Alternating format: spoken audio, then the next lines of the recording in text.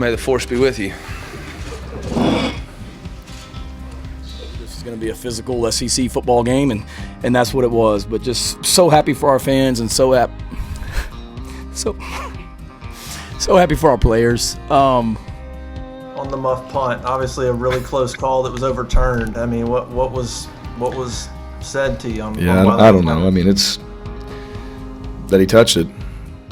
We did not come here to lose by 7. We came here to win the game, and I think you could see that by the way that we played. We just ran into a team that was 7 points better than us tonight, and it'd be hard to look at the Arkansas Razorbacks and not be proud of the effort and the resiliency that we showed tonight and the physicality.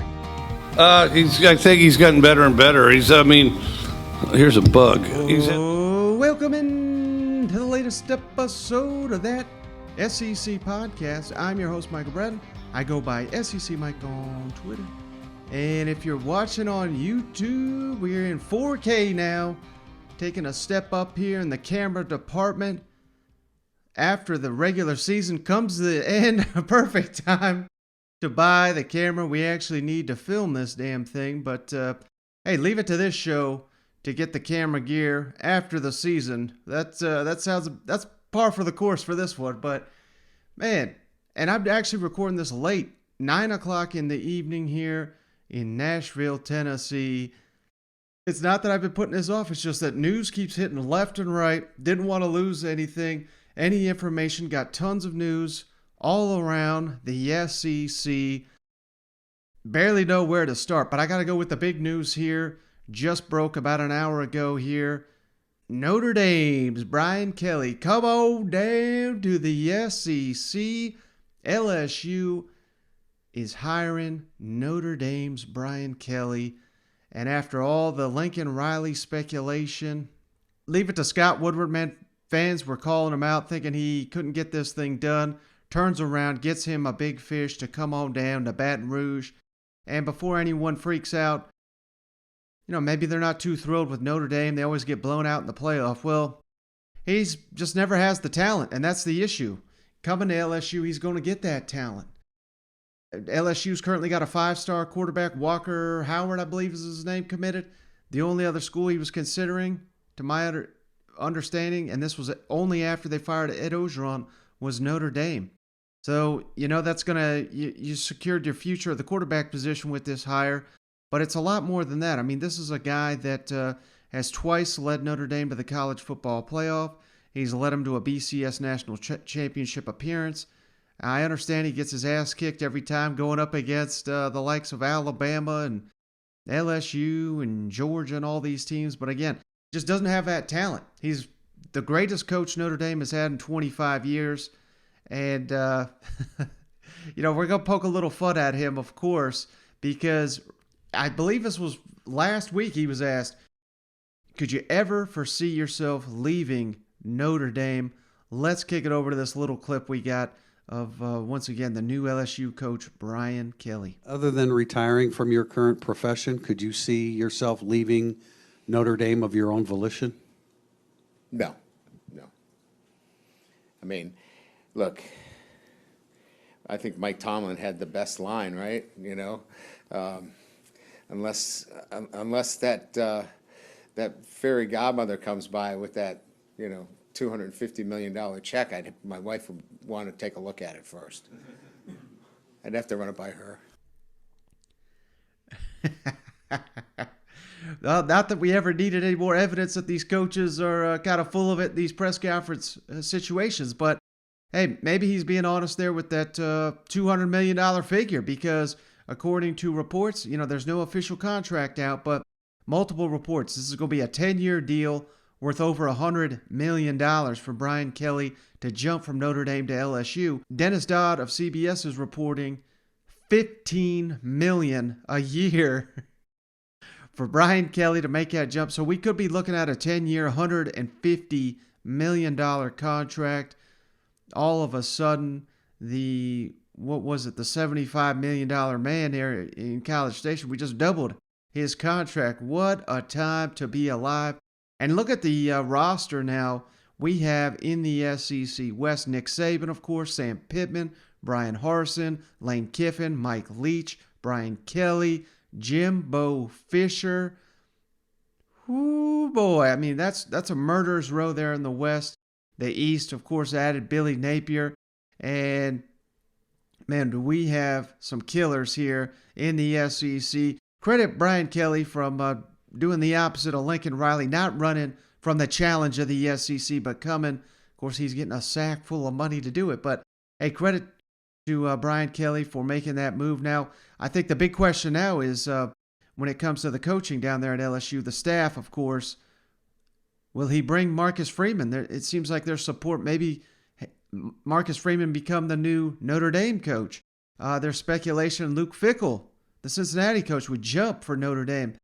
Maybe Marcus Freeman jumps back to Cincinnati, becomes their head coach. So long way to go here when it comes to building his first LSU staff for Brian Kelly. But according to Gary Hamilton of ESPN, he was the first one to report this, defensive backs coach Corey Raymond, running backs coach Kevin Falk will be staying on with Brian Kelly. That's at least that's what the recruits are being told on the trail. So, hey, you got to like that. And I would imagine GM Austin Thomas, who's working behind the scenes to keep this recruiting class that LSU's got rolling, keep that together. I would anticipate he returns under Brian Kelly as well. So you're probably going to keep your GM.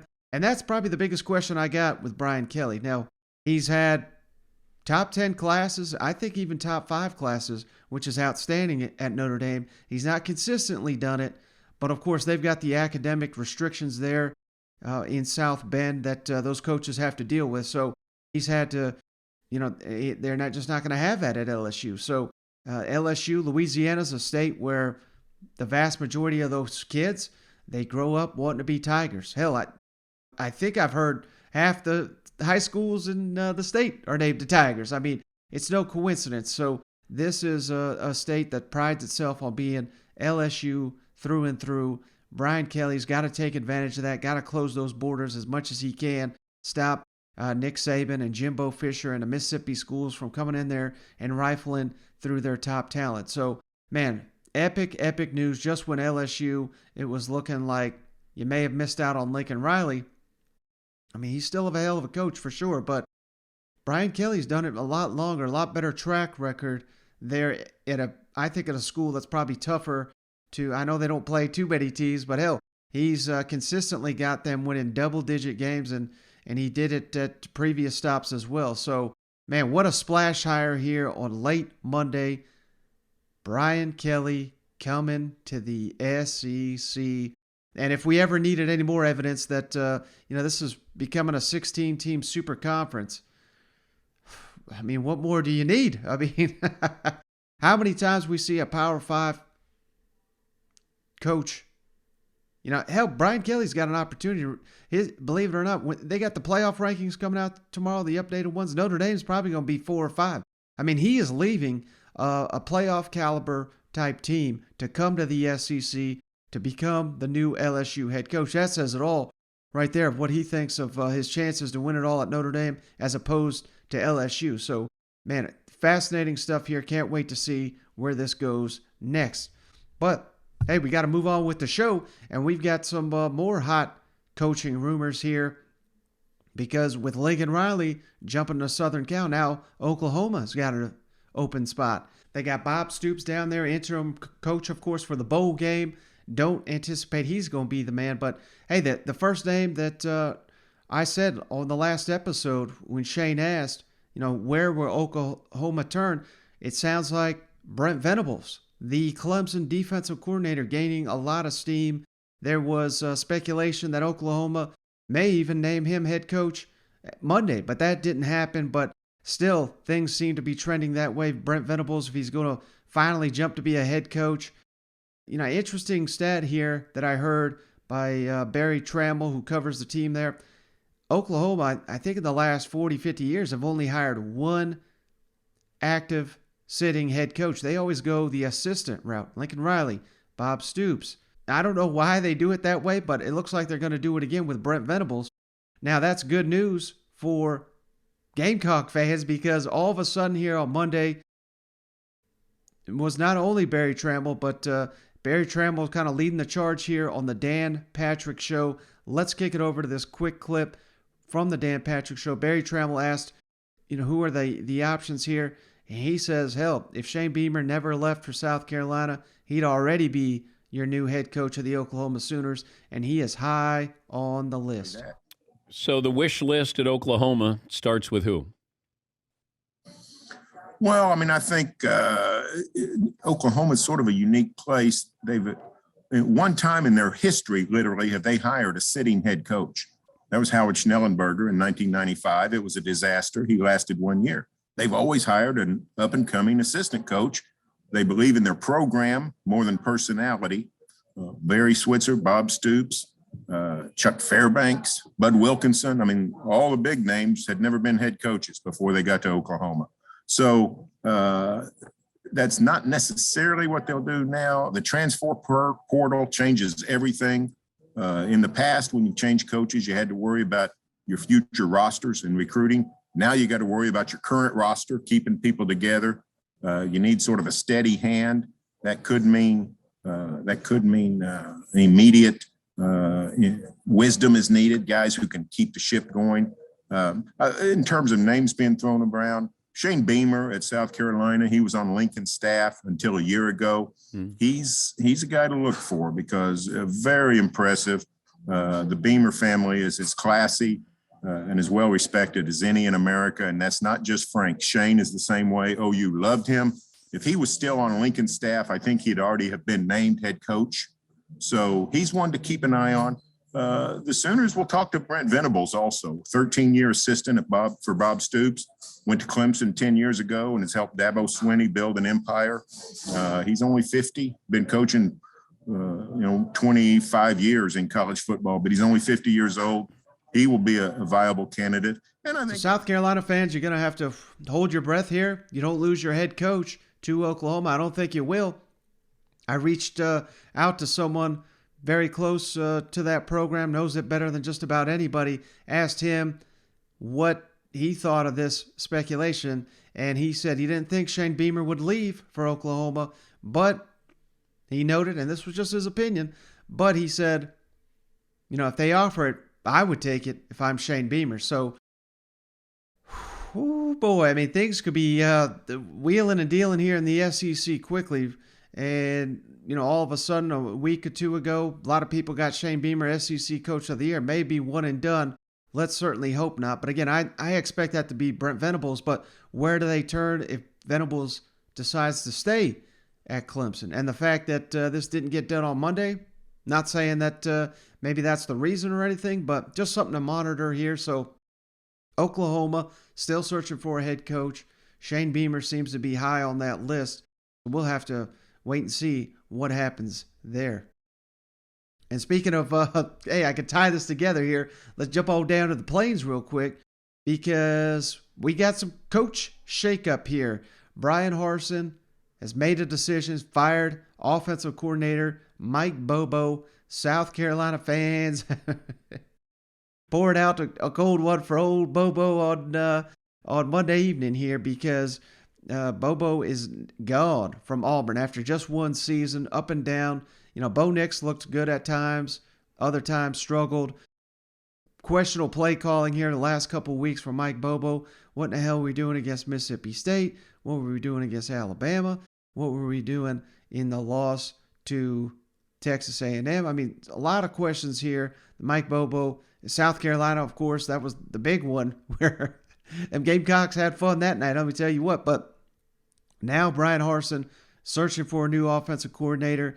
If anybody missed it, Bo Nix, he's been non-committal about what he's going to do next season. Could he go to the NFL? Could he hit the transfer portal? He has not yet decided. And, 4 offensive coordinators in 4 years, that's got to be tough for Bo Nix. But if they hire someone that, maybe Bo Nix has a relationship or a coordinator that Bo Nix has confidence can get the job done, maybe he comes back.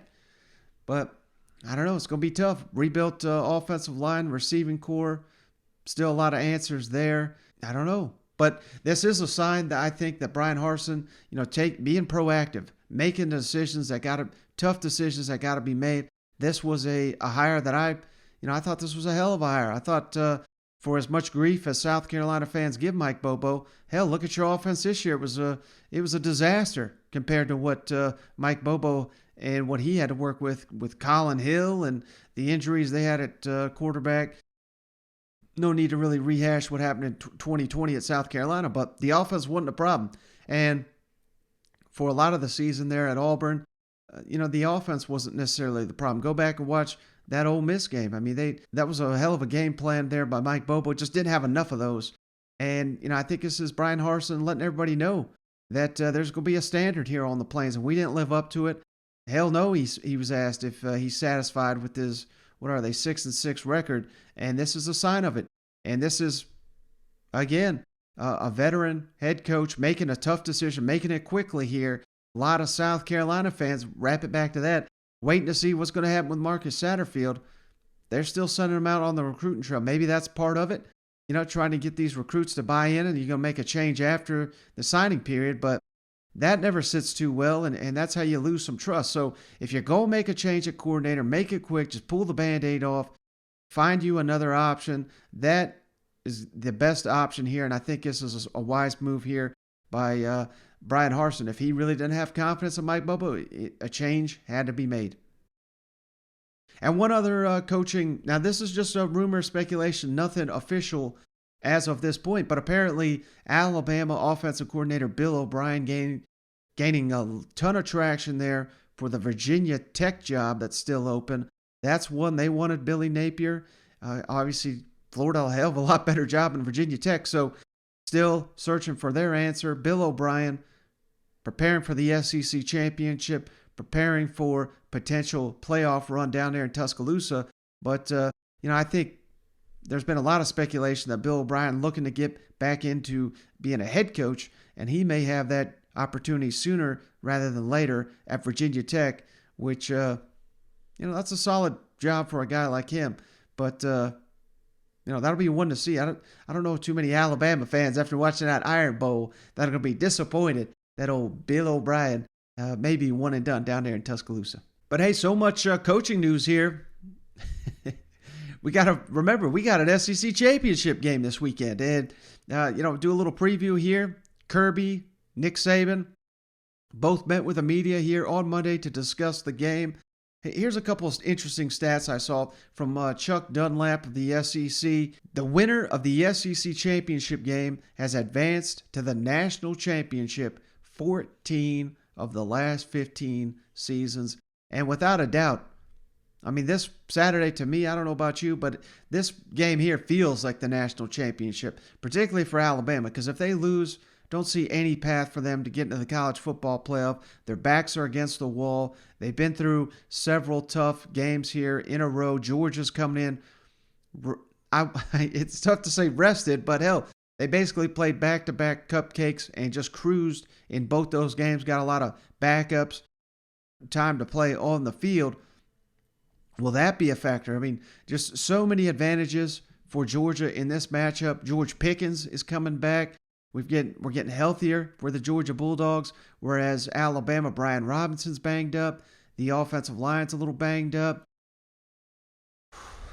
I don't know. This is not coming in well. This is not looking great for Alabama. But here's another interesting stat. This one from Peter Burns of the SEC Network.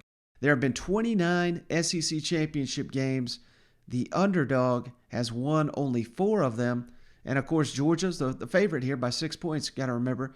But 2 of the 4 underdogs that have won the SEC championship were coached by Nick Saban. So, hey, that's his subtle way saying don't write off the GOAT just yet because, hey, they may be counted out. But, if you go, I don't want to say Alabama's got the 2 best players in this matchup. I think that'd be unfair. But they got 2 of the better ones with Bryce Young, Will Anderson. Maybe those are the 2 best players. But Georgia, clear, far and away, the best team all around in this matchup. More balance, more dangerous defense, obviously. Special teams, maybe a wash there. But a lot of factors to like about Georgia. But one that, kind of stands out to me, motivation and the fact that Georgia's, outside of Clemson, outside of maybe the first half of Florida, have not really been tested this season. Whereas, I'm sitting here saying it's an advantage for them to cruise into this thing, and Alabama on the flip side, they got to fight tooth and claw to get past LSU, Arkansas, and Auburn. There's got to be a belief there in Tuscaloosa that no matter the adversity, that we can get through it. We've been doing it week in, week out. We can do it here in the SEC Championship. It's going to be contested football game. It's hard to imagine either one of these teams blowing each other out. I mean, it's going to come down to the fourth quarter. It's going to come down to adverse reacts. Which team can handle the adversity? How much is Alabama in Georgia's head? That's something you got to consider. And both the coaches were asked about Georgia, Kirby Smart, Georgia not really facing a ton of adversity this season, and Nick Saban on the fact that his team seems like each week is getting hit with some adversity, whether it's the defense, whether it's the offensive line. Things keep going wrong, injuries mounting. So let's kick it over to the two coaches. I don't think your team is thrilled in the second half. You spoke yesterday about creating adversity in practice situations. Can you expound on how you, and then obviously it's a good thing you got thrilled in late in games, but can you talk about how you rely on what you do in practice to create situations you might have to rely on now at this time of the season? Yeah, the situation doesn't change when you trail, right? I mean, like if you're worried about that, then you're worried about the wrong thing. I mean, you need to be focused on what you have to do to execute. You have a plan of how are we going to run the ball, how are we going to throw the ball, how are we going to stop them, what's our plan of attack on special teams. Does that plan deteriorate and evaporate if you don't have a lead? Not necessarily. You may have to tweak some things. You may have to move some things around. But you got to figure out what you're doing well or what they're doing different. That's the chess piece of the decision-making process, but that's not in and all everything where you have to worry about that. The big thing is what do we have to do to get our players to execute at the highest level in an extreme environment, and some of them having some anxiety. You want to try to remove that and allow them to play with confidence. That's our emphasis. Yeah, Nick, you've had 3 SEC games in a row that were really close games. What does that say about how battle-tested your team is, and how important is that going into a game like this?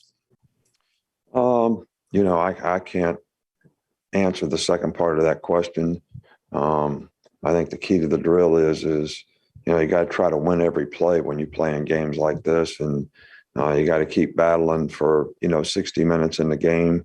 You hear the old adage, play one play at a time, but I think that's probably more important, in games like this than any games that you play.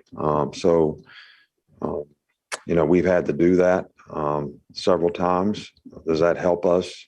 I really don't know the answer to that.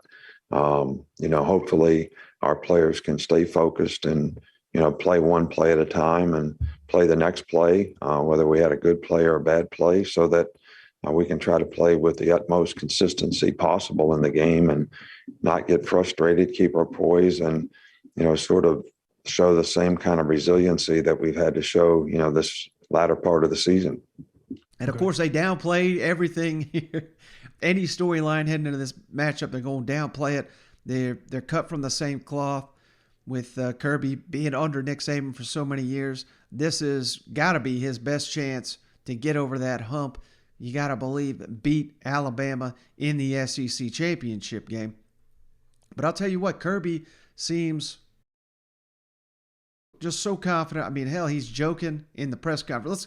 This real quick clip here of Kirby. Something sounds like a camera fell over or something, and man, he's cutting up. How often do you see Kirby Smart cutting it up with the media? And even during SEC championship week, with the biggest game of the year, going up against your mentor, going up against a team you just can't get over.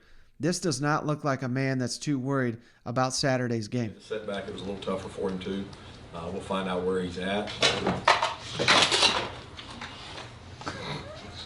Pressure did to you.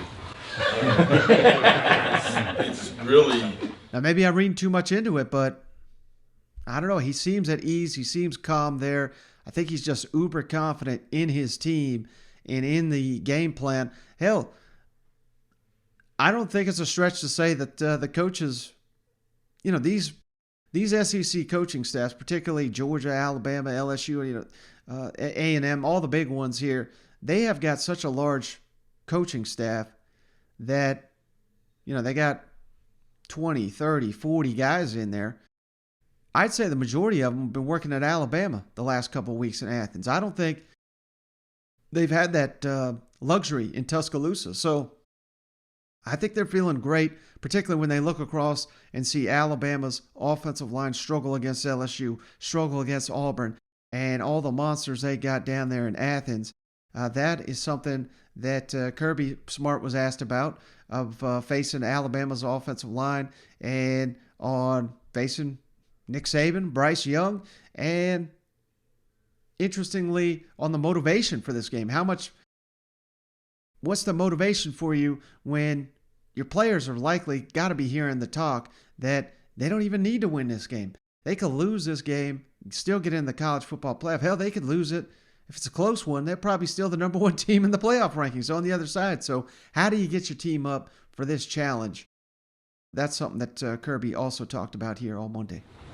Kirby, I know you hit the whole Ubers narrative in the media and fans, but I'm just wondering, the 3 times you've coached against him, have you found anything unique, different about coaching against Nick Saban in a game? You got really good players.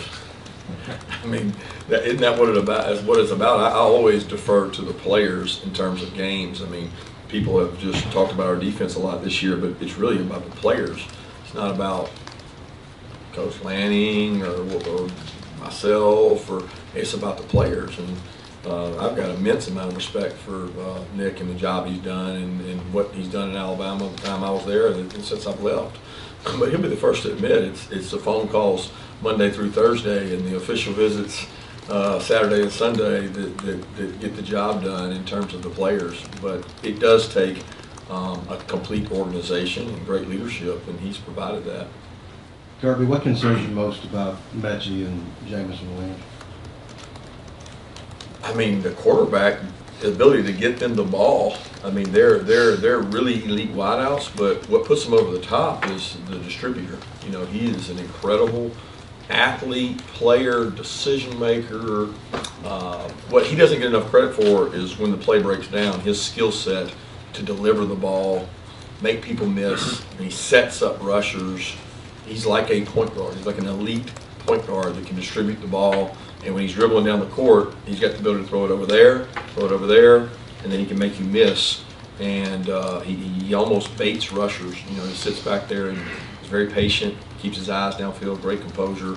But he makes those guys even better, because where there might be another guy like that somewhere, they might not have the distributor to get them the ball. And he does a tremendous job. And I think that O'Brien and them do a great job of putting them in positions that they're hard to cover. They mix up where they put them.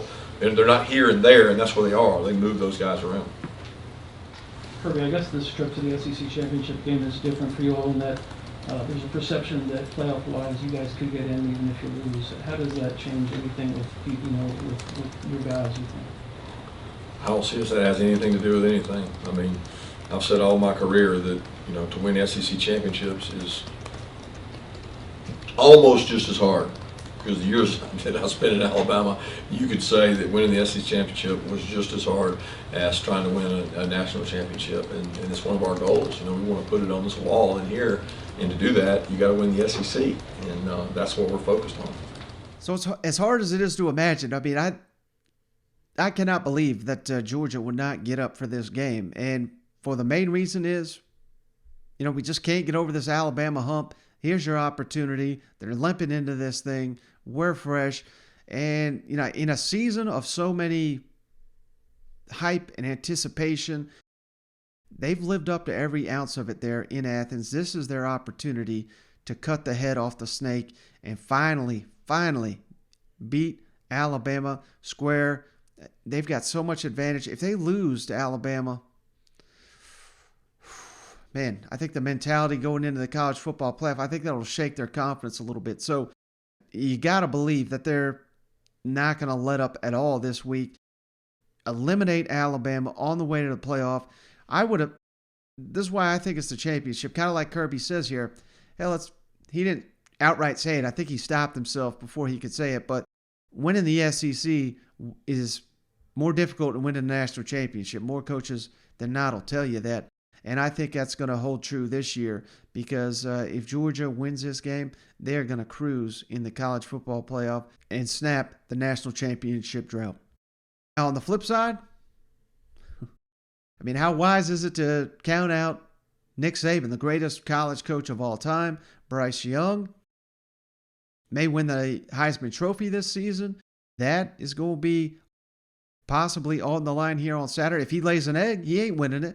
But if he has a big game, even in a loss, he may win it. After that Iron Bowl, hell, there's probably people already cast their ballots. As ridiculous as that sounds, the Heisman ballots went out here on Monday, and there's probably people right now that are filling out their poll before they even see the conference championship games, which would be a travesty, but it happens. There's about 900 people that got to vote, so all those people aren't doing the job to the best of their ability. So, but there's going to be a lot of line for Alabama. I mean, this is do or die.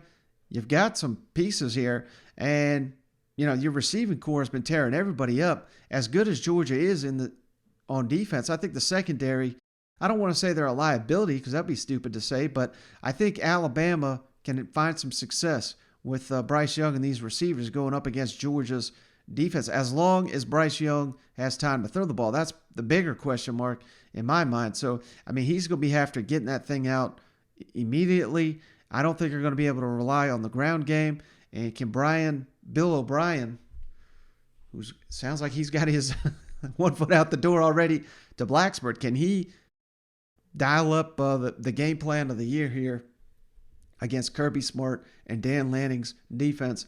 That remains to be seen. But that's something they're talking about already, fixing the issues on the offensive line. Georgia's defense, incredible defense, and on Brian Robinson's injury status heading in to the SEC championship game. You talked post-game some of the issues on the O-line. What are some of the things you feel are correctable up front in pass protection and run blocking? I think we got to play more physical. I think we got to be more aggressive in terms of, how we come out of our hips, play with power, whatever it is. We got to try to dictate, when we're in the run game and get moving. We did a better job of that in the second half. And we got to give our players, a good chance with some advantage runs when we do try to run the ball. So pass protection was an issue at times, but, we just got to do a better job of, staying square. Quarterback's got to do a good job in the pocket so that, the O-line knows where he's going to be. So there's a lot of things that, we need to work on when it comes to pressures. We got to have a good plan for how we block them. And, there's a lot of things that I think we're capable of improving. And I have a lot of confidence that the players will go about it the right way to try to get that done this week. Yeah, what makes this Georgia defense unique in 2021 in a era of offense, era of college football dominated by offensive football? Well, I think they've been very good on defense for several years. They were very good on defense last year too. They got a lot of the guys back that are experienced, in that regard. They play a good system. They have a good scheme. They're well coached, and they have really good players. And they play hard. I mean, they play with a lot of toughness. They're fast reactors. They're very instinctive. So, they got a combination of a good scheme and really good, well coached, and a lot of good players who make a lot of plays by playing, sort of team defense. They don't mess up a lot. They do what they're supposed to do, and they're pretty confident in the way they do it. Without knowing Brian Robinson's availability this week, have you ever been in a situation where you're down to one scholarship running back? And what sort of challenges does that create through the week in practice up until game time? Well, to answer your question, the first part is no. The second part is, we have to coach the players that we have, and we got to get them ready to play the game. There's nothing else we can do about that. Injuries are part of the game. You don't ever like to see any player, not be able to compete, especially when they've had a great year all year long and probably want to play in this game because of that. But we, as a coach, you just have to coach the players and try to get the players ready that you have available to play in the game, and have confidence in them and try to do the things that they can do well to help the team. We'll have a lot more on this game all week long. But next, I wanted to kick it down to Gainesville because Billy Napier, while he's not down there just yet, he's still with his Louisiana team, obviously, getting ready for the Sun Belt Championship game, trying to lead Louisiana to his first win in this conference championship game. They had a Zoom meeting here on Monday, and it was for the Sun Belt Championship, but we got a couple Gator writers calling in here, and I just really thought these were some comments that Florida fans would particularly love to hear on his accomplishments, what he's most proud of here during his time at Louisiana as it comes to an end. I thought fans would really appreciate the fact that Billy Napier asked about pulling the dual jobs, what he's doing all with that, and why. The key one here is the first one, why he decided to stick it out for his team. There's not going to be a Florida Gator fan that is going to dislike these comments. Secondly, Bryan mentioned yesterday that that you would be obviously coaching on Saturday in the title game, but he did say yesterday he was uncertain about your plans for the bowl game. So why was coaching in the championship game as important to you as it obviously is, even in a time of transition? And have you made a decision yet regarding the bowl? No, I think the bowl game will be to be determined. I mean, I really, there was no question regarding coaching in the conference championship game. I mean, that was non-negotiable. And I think that it's also important for everyone to realize the commitment that we've made to the players here and the staff here to really kind of take a singular focus on trying to do the best job we can do for this team, in our preparation this week. There's there's never a doubt that we were going to coach in the game.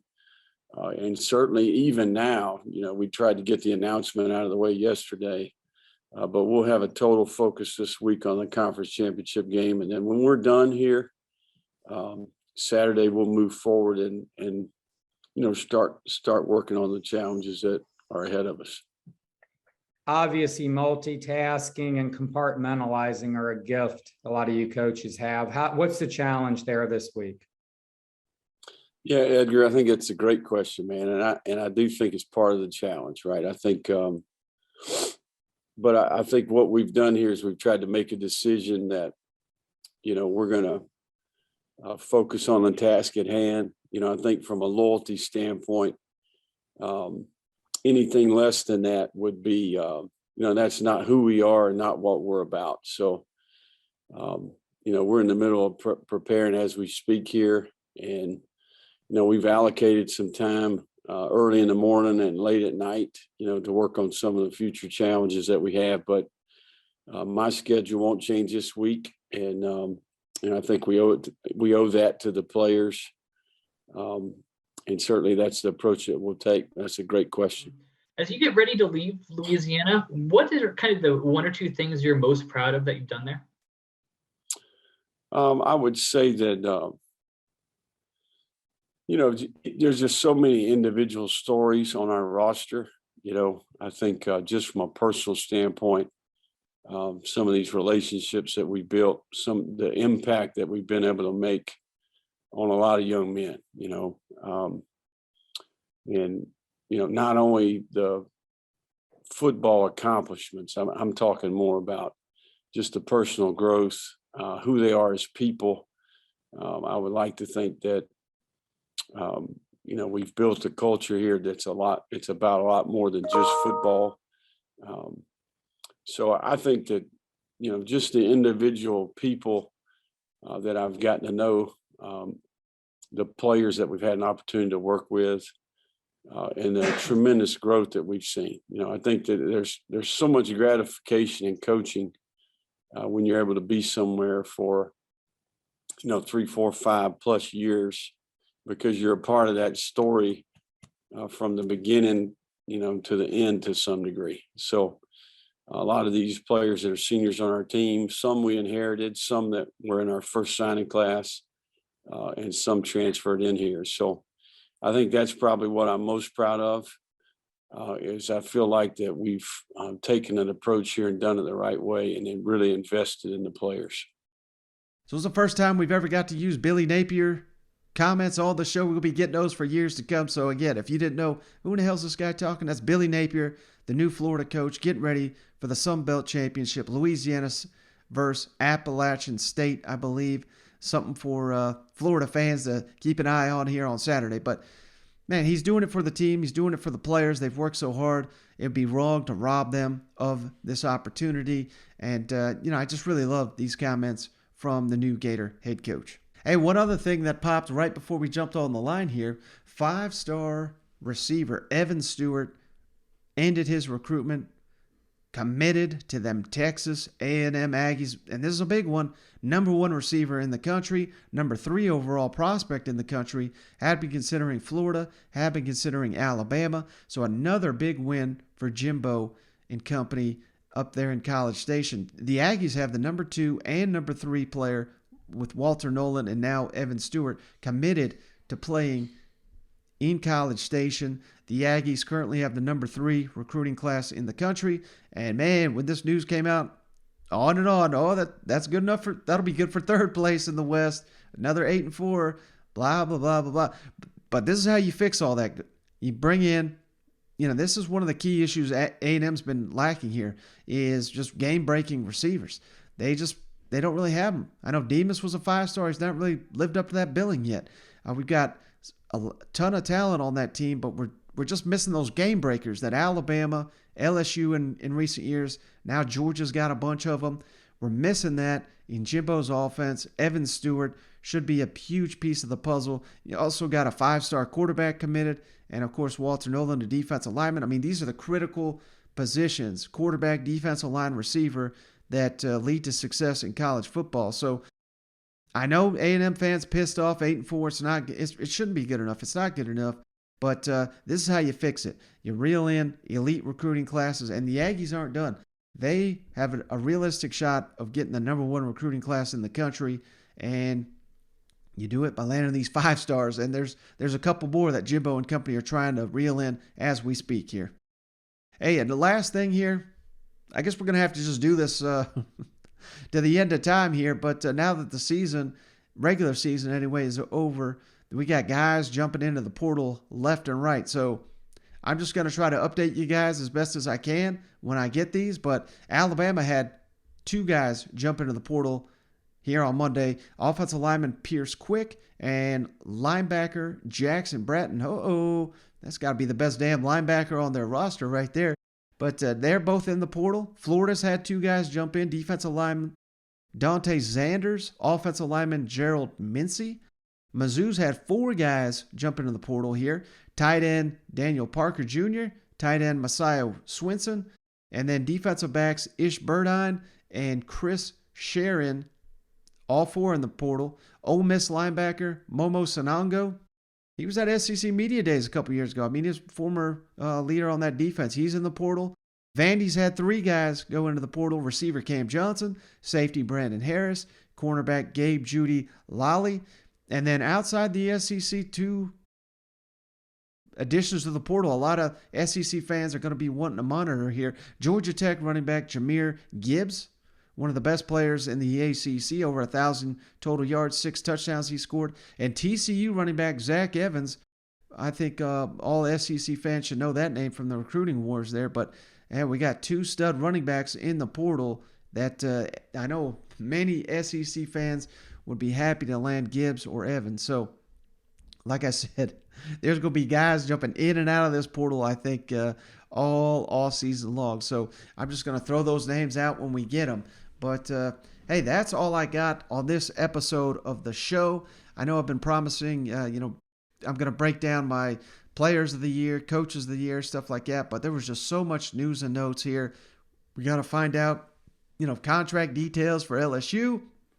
Who's Oklahoma going to hire? How will that affect the SEC? And, you got to look at it like when Lincoln jumped from the Sooners, now that job creates a domino. Brian Kelly jumps. Now Notre Dame creates a domino. I mean, these are this could affect, you may not have an opening. You may be happy with your coach, but if school A, school B, school C has an opening, your coach may jump to it. Maybe one of your top coordinators may jump to it. There's a lot of speculation. This is the time for rumors, and man, things are moving quickly. So we're going to keep this show going on a daily basis until the news stops. So I hope you'll stick with us here. I know the regular season's over. We're going to try to keep this thing as not just Alabama and Georgia, just because they're the only two playing this week.